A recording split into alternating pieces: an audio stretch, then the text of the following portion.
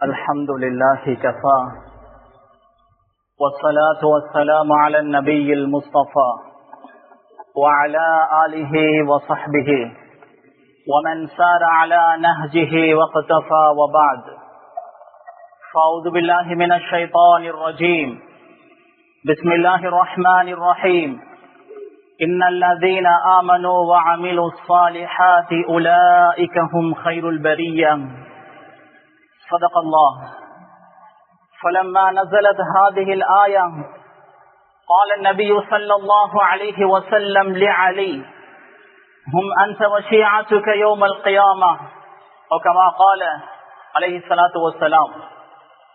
முழு பிரபஞ்சத்தையும் படைத்து பரிபாலிக்கும் ரப்பல் ஆலமீன் அல்லாஹுக்கே எல்லா புகழும் புகழ்ச்சியும் அல்ஹம்துலில்லாஹ்.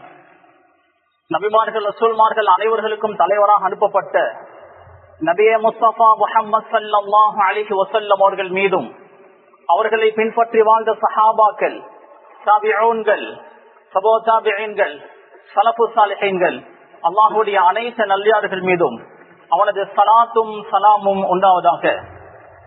ஜும்மாவுடைய கடமையை நிறைவேற்ற வந்திருக்கும் அல்லாஹ் நல்லடியார்களே, எல்லா சந்தர்ப்பங்களிலும் ரப்பல் ஆலமீன் அல்லாஹ்வை அஞ்சி பயந்து வாழுமாறு முதலாக எனக்கும் அப்பால் உங்களுக்கும் தக்வாவை கொண்டு வசியத்தும் நசீஹத்தும் செய்து கொள்கிறேன். கண்ணியத்துக்குரிய சகோதரர்களே, பெரியோர்களே, அஷ்ஹுருல் ஹுரும் கண்ணியத்துக்குரிய 4 மாதங்களில் ஒரு மாதமான முஹர்ரம் மாதத்தினுடைய 2வது தினத்தில் நாம் இருக்கிறோம். இந்த முஹர்ரம் மாதத்தில் பல சந்தோஷமான, கவலைக்குரிய, வேதனைக்குரிய நிகழ்வுகள் இந்த மாதத்தில் நிகழ்ந்திருக்கிறது.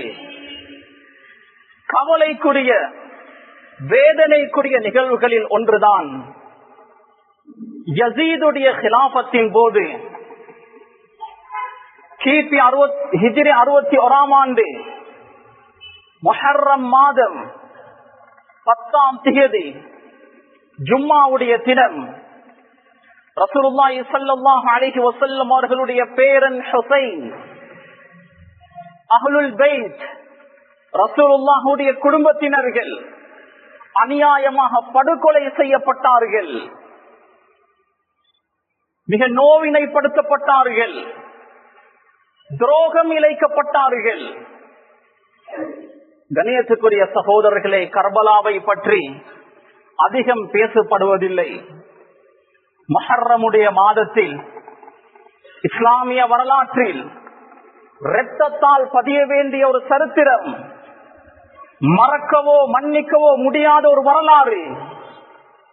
ஒவ்வொரு முஹர்ரமுடைய மாதமும் கர்பலாவுடைய நிகழ்வு ஞாபகப்படுத்தப்பட வேண்டும். அஹ்லுல் பைத்துக்கு செய்யப்பட்ட அநீதி, துரோகத்தை ஞாபகம் செய்து கொண்டே இருக்க வேண்டும். கணேசுக்குரிய சகோதரர்களே, அபூபக்கர், உமர், உஸ்மான் ரலியல்லாஹு அன்ஹும் அஜ்மஈன், இந்த 3 சஹாபாக்களும் ஆட்சி செய்யும் போது மதீனாவை ஆட்சி பீடமாக அமைத்துதான் ஆட்சி செய்தார்கள்.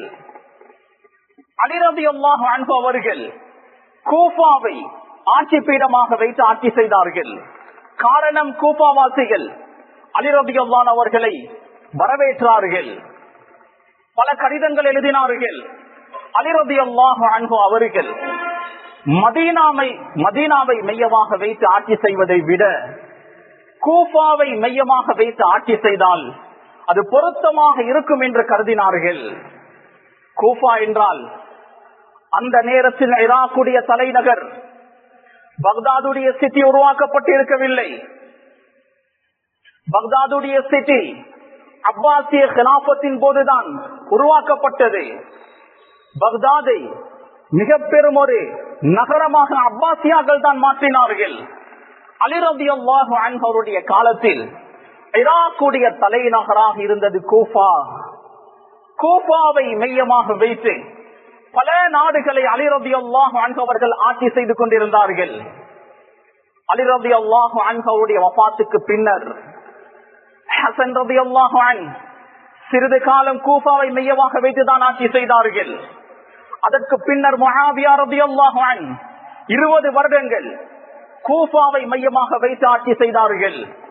முஆவியா ரலியல்லாஹு அன்ஹுடைய வஃபாத்துக்கு பின்னர் அவருடைய மகன் யஸீத் கூஃபாவை மையமாக வைத்துதான் ஆட்சி செய்தார். கணேசுக்குரிய சகோதரர்களே, குடும்ப ஆட்சி என்பது அது இஸ்லாமிய ஆட்சி அல்ல. குடும்ப ஆட்சியை இஸ்லாம் ஒருபோதும் வரவேற்கவில்லை. அபூபக்கர் சித்திக் ரலியல்லாஹு அன்ஹு அவர்கள் வஃபாத்தாகும் போது உமர் ரலியல்லாஹு அன்ஹு அவர்களை விரல் நீட்டினார்கள். உமர் ரலியல்லாஹு அன்ஹு அவர்கள் கடைசி நேரத்தில் இருக்கும் போது சஹாபாக்கள் கேட்டார்கள், யாராவது ஒருவரை நீங்கள் கலீஃபாவாக ஆக்குங்கள். உமர் ரலியல்லாஹு அவர்கள் சொன்னார்கள், நான் அவ்வாறு செய்ய மாட்டேன். சொர்க்கத்தை கொண்டு நன்மாராயம் சொல்லப்பட்ட 10 சஹாபாக்களில் 6 பேர் இருக்கிறார்கள். அந்த 6 பேரில் ஒருவரை தெரிவு செய்யுங்கள். அனைவர்களும் உஸ்மான் ரலியல்லாஹு அன்ஹு அவர்களை கலீஃபாவாக நியமனம் செய்தார்கள். உஸ்மான் ரலியல்லாஹு அன்ஹு அவர்கள் கொலை செய்யப்பட்டார்கள். அதற்கு பின்னர் அலி ரலியல்லாஹு அன்ஹு அவர்களை மக்கள் பைஅத் செய்து கலீஃபாவாக நியமனம் செய்தார்கள். அலி ரலியல்லாஹு அன்ஹு வஃபாத்துக்கு பின்னர் ஹசன் ரலியல்லாஹு அன்ஹு அவர்கள் ஆட்சி பீடம் ஏறினார். கொஞ்ச காலம் ஆட்சி செய்தார். அந்த நேரத்தில் முஆவியா ரலியல்லாஹு அன்ஹு அவர்கள் ஷாமில் கவர்னராக இருந்தார்கள். முஆவியா ரலியல்லாஹு அன்ஹு அவர்களுக்கு ஒரு சிறிய மன வருத்தம் இருந்தது. அலி ரலியல்லாஹு அன்ஹு அவர்கள் உஸ்மான் ரலியல்லாஹு அவர்களை யாரெல்லாம் கொலை செய்தார்களோ அவர்களுக்கு சரியான தண்டனை கொடுக்கவில்லை. உஸ்மான் ரலியல்லாஹு அன்ஹுடைய வஃபாத்துக்கு, அந்த கொலைக்கு பழிக்கு பழி அலி ரலியல்லாஹு அவர்கள் வாங்கவில்லை என்ற கோபம் இருந்தது. ஹசன் ரலியல்லாஹு அன்ஹுடைய ஆட்சி காலத்தின் போது முஆவியா ரலியல்லாஹு அவர்கள் ஷாம் பகுதியை கிலாஃபத் செய்ய ஆரம்பித்தார்கள். ஹசன் ரலியல்லாஹு அன்ஹு அவர்கள் உம்மத் பிளவுபடக்கூடாது என்பதற்காக முழு ஆட்சி பொறுப்பையும் முஆவியா ரலியல்லாஹு அன்ஹு அவர்களுக்கு கொடுத்தார்கள். முஆவியா ரலியல்லாஹு அன்ஹு 20 வருடங்கள் கூஃபாவை மையமாக வைத்து ஆட்சி செய்து கொண்டிருந்தார்கள். அடுத்ததாக கலீஃபாவாக வரப்போறவர் யஸீத் என்று அறிவித்தார். ஈராக்குடைய பகுதியில் இருந்த அனைவர்களும் யஸீதிடம் பைஅத் செய்தார்கள். முஆவியா ரலியல்லாஹு அன்ஹு அவர்கள் மகன் யஸீதை மதீனாவுக்கு அழைத்து வந்தார். அனைவர்களும் பைஅத் செய்தால்தான் கலீஃபாவாக ஆகலாம். மதீனாவில் முஆவியா ரலியல்லாஹு அன்ஹு சொன்னார்கள், எனது மகன் யஸீதிடம் பைஅத் செய்யுங்கள். அப்துல்லாஹ் இப்னு ஸுபைர் ரலியல்லாஹு அன்ஹு மக்காவுடைய கவர்னர் அந்த நேரத்தில் அவர் எழுந்து சொன்னார், இது அபூபக்கர், உமர், உஸ்மானுடைய வழி அல்ல. உங்களுக்கு பின்னால் யார் கலீஃபா என்பதை மக்கள் தெரிவு செய்வார்கள். பல சஹாபாக்கள் குடும்ப ஆட்சியை எதிர்த்தார்கள். அப்துல்லாஹ் இப்னு அப்பாஸ், அப்துல்லாஹ் இப்னு ஸுபைர், அப்துர் ரஹ்மான் இப்னு அபீ பக்கர், ஹுசைன் இப்னு அலி, இது போன்ற பெரும் பெரும் சஹாபாக்கள் குடும்ப ஆட்சியை எதிர்த்தார்கள். மக்கள் தெரிவு செய்யட்டும். கணேசுக்குரிய சகோதரர்களே,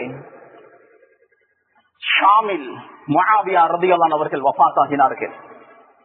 அவருடைய வஃபாத்துக்கு பின்னர் யஸீத் ஆட்சி பீடம் ஏறுகிறான். இந்த நேரத்தில் தான் கூஃபாவாசிகள் ஹுசைன் ரலியல்லாஹு அவர்களுக்கு கடிதம் எழுதுகிறார்கள். யஸீத் ஷாரிபுல் ஹம்ர், மதுபானம் குடிக்கக்கூடியவர், தாரிக்கு ஸலா, தொழுகையை விடக்கூடியவர், வஅன்த அஹqqு மின்ஹு, அவரை விட நீங்கள் தான் ஆட்சிக்கு மிக தகுதியானவர், நீங்கள் தான் ஆட்சிக்கு வர வேண்டும். ஹுசைன் ரலியல்லாஹு அவர்கள் ஆரம்பத்தில் இதை பெரிதாக எடுத்துக் கொள்ளவில்லை. தொடர்ந்து கடிதங்கள் வந்து கொண்டே இருந்தது. 12,000க்கு மேற்பட்ட கடிதங்கள் வந்தது. ஹுசைன் ரலியல்லாஹு அவர்கள் நினைத்துக் கொண்டார்கள், முழு கூஃபாவாசிகளும் என்னிடத்தில் பைஅத் செய்து விட்டார்கள். இப்போதைய கலீஃபா நான் தான், அவர்களை பாதுகாக்க வேண்டிய பொறுப்பு எனக்கு இருக்கிறது. அவ்வளவு கடிதங்கள் திரும்ப திரும்ப வந்து கொண்டே இருந்தது. கூஃபாவாசிகள் ஹுசைன் ரலியல்லாஹு அவர்களை ஏன் தெரிவு செய்தார்கள்? அலி ரலியல்லாஹு அவர்கள் ஆட்சி செய்யும் போது கூஃபாவை மையமாக வைத்து ஆட்சி செய்தார்கள். அந்த நேரத்தில் ஹுசைன் ரலியல்லாஹு அவர்கள் அங்குதான் இருந்தார்கள். அதற்கு பின்னர் அலி ரலியல்லாஹு அவர்கள் கொலை செய்யப்பட்டார்கள். ஹசன் ரலியல்லாஹு ஆட்சி செய்தார்கள். அந்த நேரத்திலும் அங்குதான் அவர் இருந்தார். ஹசன் ரலியல்லாஹு ஆட்சி போனது. அதற்கு பிறகு ஹசன் ரலியல்லாஹு அவர்கள் கொலை செய்யப்பட்டார்கள். தந்தை நானா இருவரும் கொலை செய்யப்பட்டதற்கு பின்னர் கூஃபாவை விட்டுவிட்டு மதீனாவுக்கு வந்து விட்டார். மறுபடியும் கூஃபா வாசிகள் அழைக்கிறார்கள் ஹுசைன் ரலியல்லாஹு அவர்களை. ஹுசைன் ரலியல்லாஹு அவர்கள் கூஃபாவுக்கு போகலாம் என்று முடிவு செய்கிறார்கள். தனது சகோதரனுடைய மகன் முஸ்லிம் இப்னு அகீலை அனுப்பி வைத்தார்.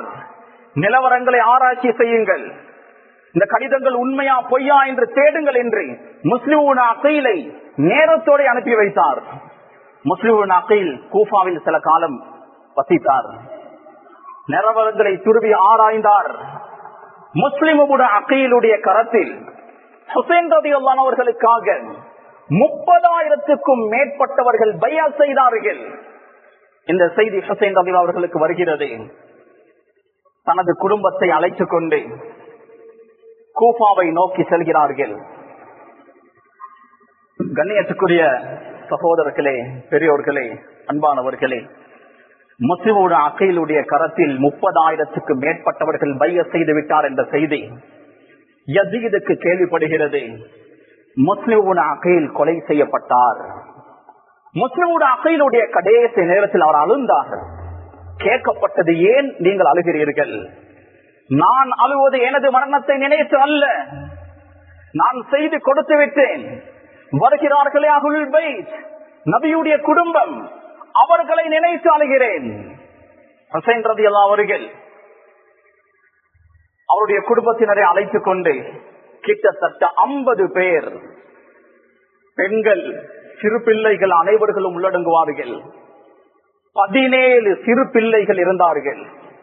அனைவர்களையும் அழைத்துக் கொண்டு நம்பிக்கையோடு வந்தார். கூஃபாவாசிகள் என்னிடத்தில் பைஅத் செய்து விட்டார்கள், முழு கூஃபாவாசிகளும் எனக்கு பின்னால் இருப்பார்கள் என்ற நம்பிக்கையோடு வந்தார். ஆனால் அவர்கள் துரோகம் செய்தார்கள்.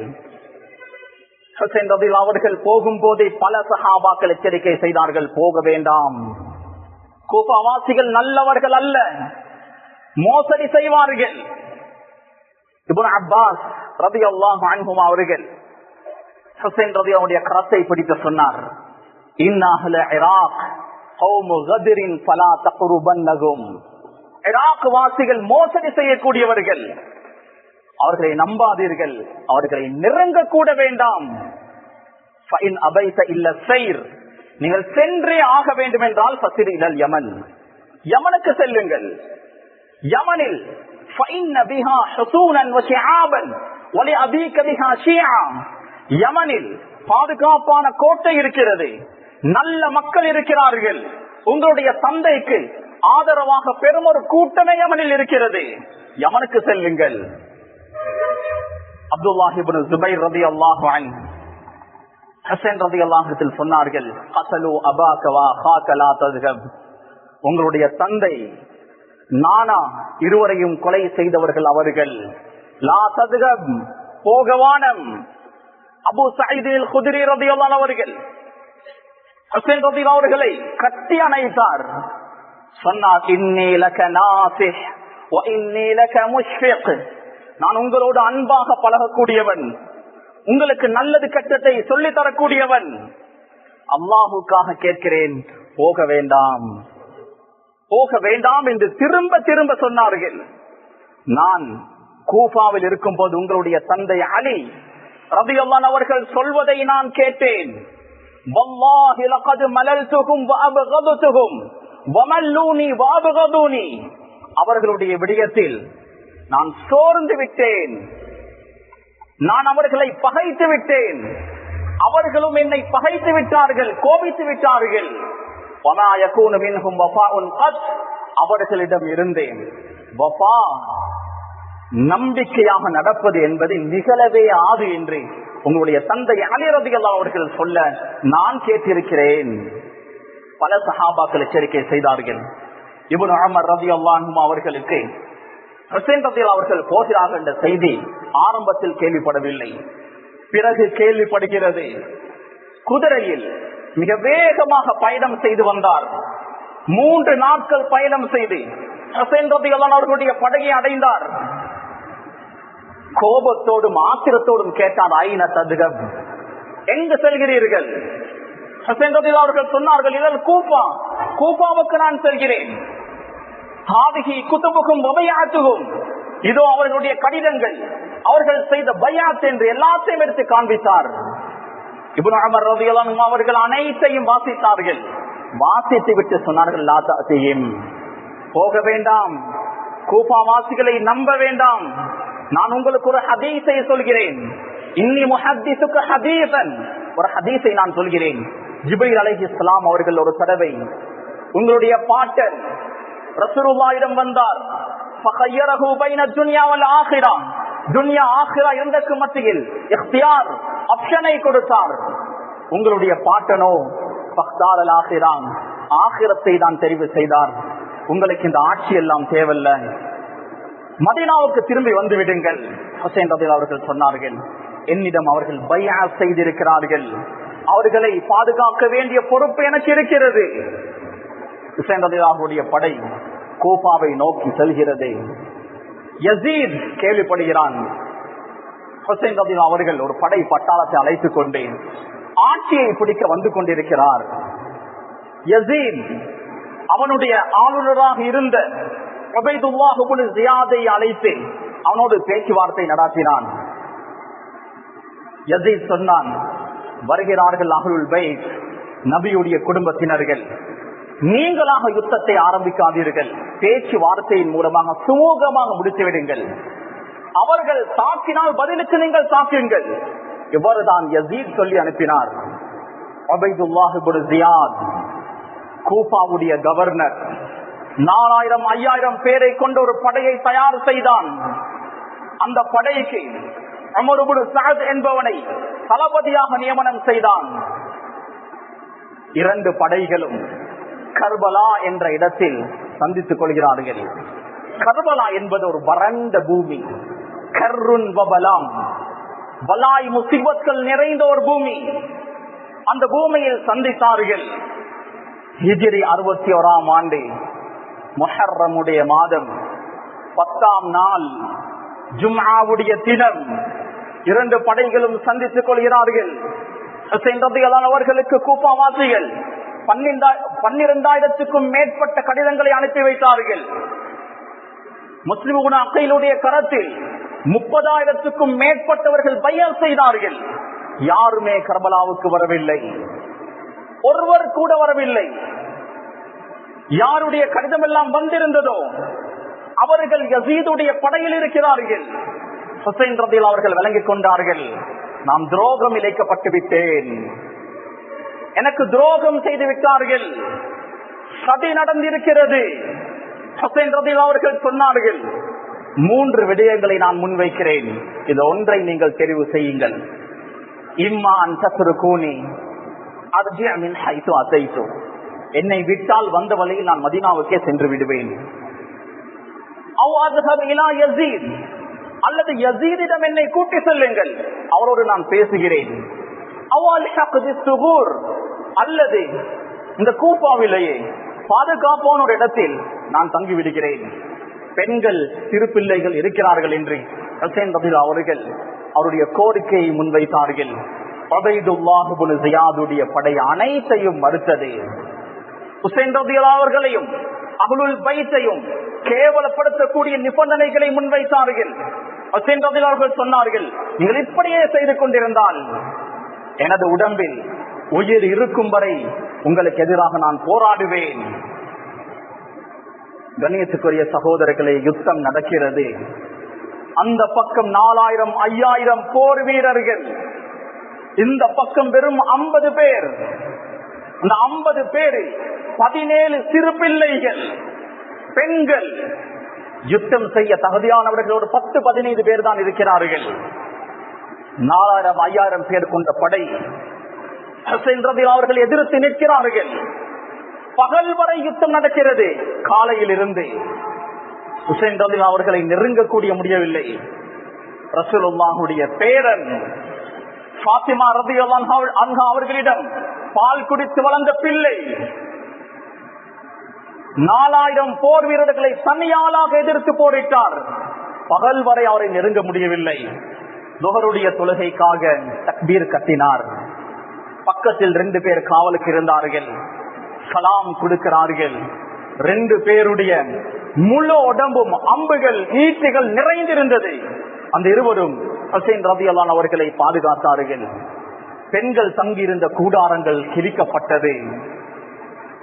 குழந்தைகள் பசியில் அழுந்து கொண்டிருக்கிறது, தாகத்தில் அழுந்து கொண்டிருக்கிறது.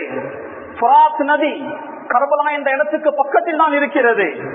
ஹுசைன் ரலியல்லாஹு அவர்கள் அப்பாஸ் இப்னு ஹசன், நானாவுடைய மகன் அப்பாஸ் என்பவரை அனுப்பினார்கள். ஃபுராத்துக்கு சென்று எனது பிள்ளைகளுக்காக கொஞ்சம் தண்ணி கொண்டு வா. அப்பாஸ் இப்னு ஹசன் குதிரையில் வேகமாக சென்றார். தண்ணீரை எடுத்துக்கொண்டு வரும் போது பல அம்புகள் அவரை வந்து தாக்கியது. தண்ணீரை கொண்டு வர முடியவில்லை. அவர் ஷஹீதாகிவிட்டார். ஹுசைன் ரலியல்லாஹு அன்ஹு அவர்கள் அவருடைய ஒரு குழந்தை தாகத்தில் கதறி அழுந்து கொண்டிருக்கிறது. அந்த குழந்தையை கையில் எடுத்து மேலே தூக்கினார்கள். உங்களுக்கு தேவை நான் தான், என்னோடு நீங்கள் போரிடுங்கள். எனது பிள்ளை தாகத்தில் அழுகிறது, பிள்ளைக்கு தண்ணீர் கொடுக்கலாமே, எனது பெண்களை விட்டுவிடுங்கள், மகள்மார்களை விட்டுவிடுங்கள். பேசிக் கொண்டிருக்கும் போதே ஒரு அம்பு வந்தது. அந்த கை குழந்தையின் மீது பட்டது. ஹுசைன் ரலியல்லாஹு அன்ஹுடைய கரத்தில் ரத்தம் வடிகிறது. கையை பார்க்கிறார்கள், கை முழுக்க தனது பிள்ளையுடைய ரத்தம். யா அல்லாஹ், எனக்கு சபரை தருவாயாக, பொறுமையை தருவாயாக. சாலிஹ் அலைஹிஸ்ஸலாம் அவர்களுடைய ஒட்டகம், அதனுடைய கால்கள் அறுக்கப்பட்டு ரத்தம் ஓடியது. அந்த ரத்தங்கள் உனது அரசிடத்தில் எவ்வளவு கண்ணியமானதோ அதை விட எனது பிள்ளையுடைய ரத்தத்தை கண்ணியமாக்குவாயாக என்று துஆ செய்து கொண்டு வாளை ஏந்தினார்கள். யுத்தம் நடக்கிறது. மாலை வரை யுத்தம். ஹுசைன் ரலியல்லாஹு அவர்களை நெருங்கக்கூடிய முடியவில்லை. கடைசியாக தண்ணீர் தாகத்தில் தண்ணீர் அருந்துவதற்காக ஒரு இடத்தில் ஒதுங்கினார்கள். தண்ணீர் கிடைக்கிறது. கையில் தண்ணீரை நிறைத்து குடிப்பதற்காக முகத்து கிட்ட கொண்டு போனார்கள். சரியாக ஒரு அம்பு அவருடைய வாயில் பாய்ந்தது. இப்னு ஷரீக் என்பவன் இடது கையில் பலமாக தாக்கினான். இன்னொருவன் முதுகு பக்கத்தில் வேகமாக அடித்தான். கினான் இப்னு ஆனிஸ் என்பவன் ஈட்டியால் நெஞ்சில் குத்தினான். ஹுசைன் ரலியல்லாஹு அன்ஹு அவர்கள் தரையில் விழுந்தார்கள். ஷிமுர் என்பவன் ஒரு குன்றுக்கு மேலிருந்து இந்த நடக்கக்கூடிய சம்பவத்தை பார்த்து கொண்டிருந்தான். வாளோடு வந்து ஹுசைன் ரலியல்லாஹு அன்ஹுடைய தலையை வெட்டி வேறையாக எடுத்தான். ஹுசைன் ரலியல்லாஹு அன்ஹுடைய உடம்பில் மொத்தம் 67 காயங்கள், 33 இடங்களில் கொடூரமாக குத்தப்பட்டிருந்தார். 34 இடங்களில் கடுமையாக தாக்கப்பட்டிருந்தார். கணேசக்குரிய சகோதரர்களே, உபைதுல்லாஹ் இப்னு ஜியாத் அதற்கு பின்னரும் விடவில்லை.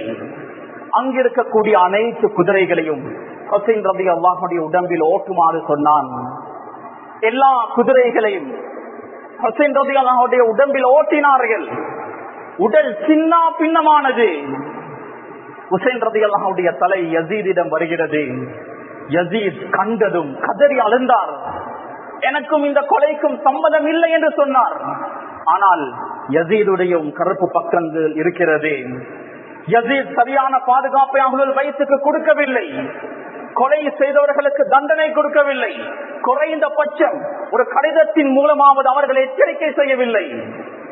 கணேசுக்குரிய சகோதரர்களை இப்னு தைமியா ரஹிமஹுல்லாஹ் அவர்கள் சொல்கிறார்கள், ஹுசைன் ரலியல்லாஹு அன்ஹுடைய கொலையோடு சம்பந்தப்பட்ட அனைவர்களுக்கும் அல்லாஹ்வுடைய லானத் உண்டாகட்டும். ஆனால் யசீதுடைய விஷயத்தை நான் பேச மாட்டேன். அல்லாஹ் கியாமத்தில் அவனுக்கு தீர்ப்பு வழங்கட்டும் என்று சொல்வார்கள். கணேசுக்குரிய சகோதரர்களை இமாம் புகாரி ரஹிமஹுல்லாஹ் அவர்கள் பதிவு செய்கிறார்கள். ஹுசைன் ரலியல்லாஹு அன்ஹுடைய தலை வேறாக இருக்கிறது. உபைதுல்லாஹ் இப்னு ஜியாத் ஒரு குச்சியை எடுத்து ஹுசைன் ரலியல்லாஹு அன்ஹுடைய உதடை குத்தி குத்தி விளையாடி கொண்டிருந்தார். ஒரு சஹாபி சொல்கிறார், அந்த உதட்டை ரசூலுல்லாஹ் முத்தமிட நான் கண்டிருக்கிறேன். சுப்ஹானல்லாஹ். 6 மாதங்கள் அந்த தலையை அவர்கள் அடக்கம் செய்யவில்லை. ஒவ்வொரு ஜும்மாக்களுக்கு பின்னால் தலையை தூக்கி காட்டி சொல்வார்கள், இதோ பையனுடைய மகன் கொலை செய்யப்பட்டு விட்டான், உண்மையானவருடைய மகன் ஆட்சி பீடம் ஏறிவிட்டார் என்று ஏலான் செய்வார்கள். கண்ணியத்துக்குரிய சகோதரர்களே, ஹுசைன் ரலியல்லாஹுடைய உடம்பு கர்பலா என்ற இடத்தில் அடக்கம் செய்யப்பட்டிருக்கிறது. ஷியாக்கள் அந்த இடத்தை ஒரு வணக்க ஸ்தலமாக ஆக்கிவிட்டார்கள். ஹுசைன் ரலியல்லாஹுடைய தலை சில அறிவிப்புகளின் படி கூஃபாவில் அடக்கம் செய்யப்பட்டது. இன்னும் சில அறிவிப்புகளின் படி மதீனாவில் ஃபாத்திமா ரலியல்லாஹு அன்ஹா அவர்களுடைய கபருக்கு பக்கத்தில் அடக்கம் செய்யப்பட்டது. கண்ணியமான சகோதரர்களே, ஒரு நாள் ரசூலுல்லாஹ் மண்ணை பார்த்து கொண்டிருந்தார்கள், நீண்ட நேரம் பார்த்து கொண்டிருந்தார்கள். உம்மு சலமா ரலியல்லாஹு அன்ஹா கேட்டார்கள், யா ரசூலல்லாஹ், ஏன் இவ்வளவு நேரம் பார்த்து கொண்டிருக்கிறீர்கள்? சொன்னார்கள், ஜிப்ரீல் அலைஹிஸ்ஸலாம் அவர்கள் வந்தார்கள், உங்களுடைய பேரனுடைய ரத்தம் இந்த மண்ணில் ஓட்டப்படும் என்று எனக்கு காண்பித்தார்கள், அதை தான் நான் பார்த்து கொண்டிருக்கிறேன் என்று ரசூலுல்லாஹி ஸல்லல்லாஹு அலைஹி வஸல்லம் அவர்கள் சொன்னார்கள். இப்ராஹிம் அன்-நகஇ ரஹிமஹுல்லாஹ் இராக்குடைய பகுதியை சேர்ந்த மிக முக்கியமான ஒரு ஆலிம். அவர் சொல்வார், லவ் குன்து ஃபீ மன் கதல அல்-ஹுசைன் ثم ادخلت الجنة لستحييت أن أنظر إلى وجه رسول الله. ஹுசைன் ரலியல்லாஹு அன்ஹு அவர்களை கொலை செய்தவர்களில் நான் ஒருவனாக இருந்தேன். பிறகு அல்லாஹ் எனக்கு மன்னிப்பு தந்தேன், சுவர்க்கம் அனுப்பினாலும் ரசூலுல்லாஹுடைய முகத்தை நான் பார்க்க லஸ்தஹையைது வெட்கப்பட்டிருப்பேன். ரசூலுல்லாஹுடைய பேரனை கொலை செய்து விட்டேன், ரசூலுல்லாஹுடைய முகத்தை என்னால் எப்படி பார்த்திருக்கலாம்? இந்த யுத்தத்தில், கர்பலாவுடைய இந்த யுத்தத்தில் ரசூலுல்லாஹுடைய குடும்பத்தை சேர்ந்த அநேகமானவர்கள் கொலை செய்யப்பட்டார்கள். ஒருவர் தான் மீதமானார், மற்ற அனைவர்களும் கொலை செய்யப்பட்டார்கள். அலி ரலியல்லாஹு அன்ஹுடைய பிள்ளைகளில் உஸ்மான், முஹம்மத், அபூபக்கர், அப்பாஸ், ஜாஃபர் அனைவர்களும் கொலை செய்யப்பட்டார்கள். ஹுசைன் ரலியல்லாஹு அன்ஹுடைய பிள்ளைகளில் அப்துல்லாஹ், அலியுல் அக்பர் கொலை செய்யப்பட்டார். 2 மகன்மார்களுக்கு ஹுசைன் ரலியல்லாஹு அவர்கள் அலி என்ற பெயரை வைத்திருந்தார்கள். மூத்தவர் அலியுல் அக்பர், இளையவர் அலியுல் அஸ்கர். மூத்தவர் கொலை செய்யப்பட்டார், இரண்டாம் அவர் கொலை செய்யப்படவில்லை, அவர் மட்டும்தான் தப்பித்தார். அவருக்கு தான் ஜைனுல் ஆபிதீன் என்று சொல்லப்படுகிறது. ஜைனுல் ஆபிதீன் என்றால் அவருடைய பெயர் அல்ல, அவர் அதிக அமளிவால் செய்யக்கூடியவர். அதனால் அவருக்கு பட்ட பெயராக மக்கள் சூட்டிய பெயர் தான் ஜைனுல் ஆபிதீன். அவர் மட்டும் கொலை செய்யப்படவில்லை, அவரின் மூலம் தான் ரசூலுல்லாஹுடைய துர்ரியத் பிச்சலம் இன்று வரை வளர்ந்து வந்திருக்கிறது. கண்ணியத்துக்குரிய சகோதரர்களே, பெரியோர்களே, அன்பானவர்களே, இந்த கர்பலாவுடைய நிகழ்வில் ரசூலுல்லாஹுடைய குடும்பத்துக்கு பெரிய ஒரு அநியாயம் செய்யப்பட்டது. ஷியாக்கள் அவர்களுடைய கிதாபுகளில் பதிவு செய்கிறார்கள், முஹர்ரம் 10ஆம் நாள் எங்களை நாம் வெற்றி கொள்வது, இரத்தத்தை ஓட்டுவது. ஹுசைன் ரலியல்லாஹு அவர்களுக்கு இவ்வாறு ஒரு நிகழ்வு நிகழ்ந்தது, அதனால் தான் நாம் இவ்வாறு செய்கிறோம் என்று நினைக்க வேண்டாம். நாம் இரத்தத்தை ஓட்டுவது, ஹுசைன் ரலியல்லாஹு அவர்கள் கொலை செய்யப்படும் போது அவரை எங்களால் பாதுகாக்க முடியாமல் போனது, அதனால் தான் எங்களை நாம் வெற்றி கொள்கிறோம். கூஃபாவாசிகள் தான் ஷியாக்கள், அவர்கள் தான் ஹுசைன் ரலியல்லாஹு அவர்களை கொலை செய்தார்கள்.